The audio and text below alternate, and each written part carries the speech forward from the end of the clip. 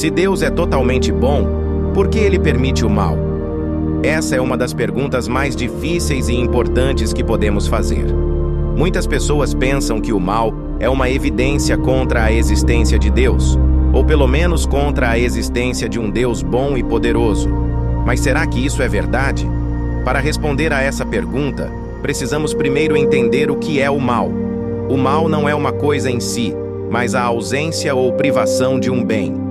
Por exemplo, a escuridão não é uma coisa, mas a ausência de luz. A cegueira não é uma coisa, mas a ausência de visão. O mal moral não é uma coisa, mas a ausência de justiça ou amor. O mal natural não é uma coisa, mas a ausência de ordem ou harmonia. Se o mal é a ausência de um bem, então ele depende da existência de um bem para ser definido. E se há um bem absoluto, então ele depende da existência de um padrão absoluto para ser medido. Mas de onde vem esse padrão absoluto? Se Deus existe, então ele é a fonte e o fundamento de todo o bem. Ele é o padrão pelo qual medimos o que é bom e o que é mal. Se Deus não existe, então não há nenhum padrão absoluto, e tudo se torna relativo e subjetivo. Nesse caso, não podemos dizer que algo é realmente mal, mas apenas que não gostamos dele. Portanto, se queremos afirmar que o mal existe, precisamos pressupor que Deus existe. O mal não é uma evidência contra Deus, mas na verdade aponta para ele. Como disse o filósofo francês Blaise Pascal, o homem encontra-se em um estado miserável. Ele quer ser feliz e só encontra infelicidade e morte. Ele quer ser perfeito e só encontra imperfeição. Ele quer ser a causa e origem do seu ser e só encontra limites. Ele quer ser Deus e só encontra criaturas. Ele quer ser tudo e só encontra nada. Mas isso ainda não responde à pergunta: por que Deus permite o mal? Se ele é bom e poderoso, ele não deveria impedir ou eliminar o mal? Aqui precisamos distinguir entre dois tipos de mal: o mal moral e o mal natural. O mal moral é aquele causado pela livre escolha dos agentes morais, como os seres humanos. O mal natural é aquele causado por fenômenos naturais, como terremotos ou doenças. O mal moral pode ser explicado pelo fato de que Deus criou os seres humanos com livre arbítrio, ou seja, com a capacidade de escolher entre o bem e o mal.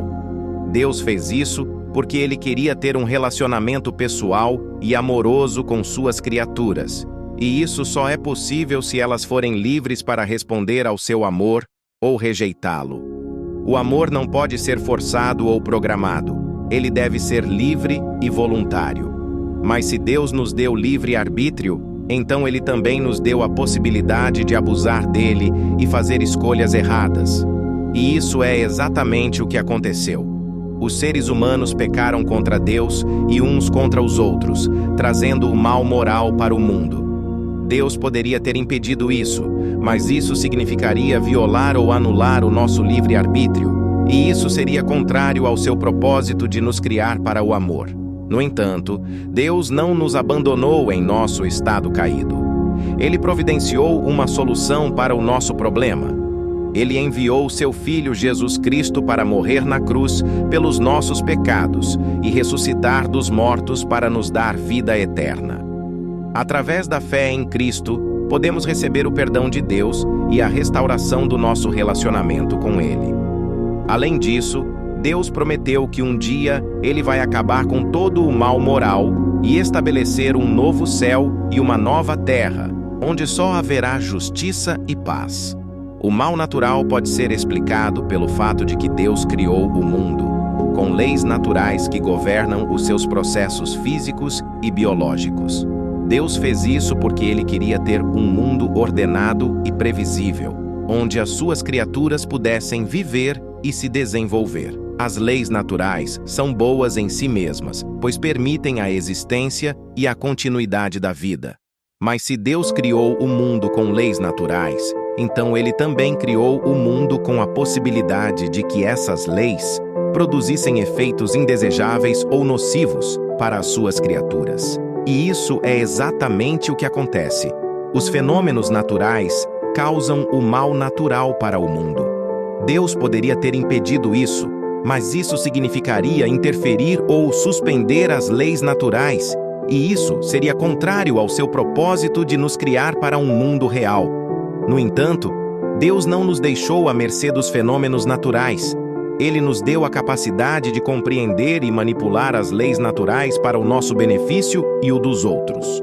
Através da ciência e da tecnologia, podemos prevenir ou mitigar os efeitos do mal natural.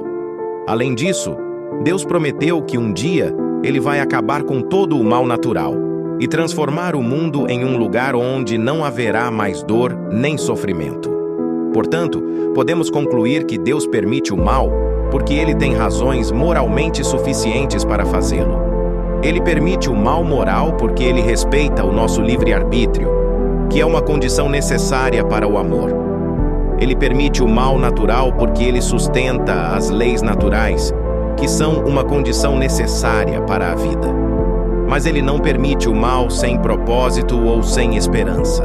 Ele oferece uma solução para o mal moral através de Cristo e uma solução para o mal natural através da sua promessa. Ele é totalmente bom e poderoso, e podemos confiar nele. Se você quiser saber mais sobre esse assunto, eu recomendo que você assista aos debates de William Lane Craig com outros filósofos e teólogos sobre a questão do mal. Você também pode ler os seus livros e artigos sobre esse tema. Siga este canal, curta e compartilhe esse vídeo, e até o próximo vídeo.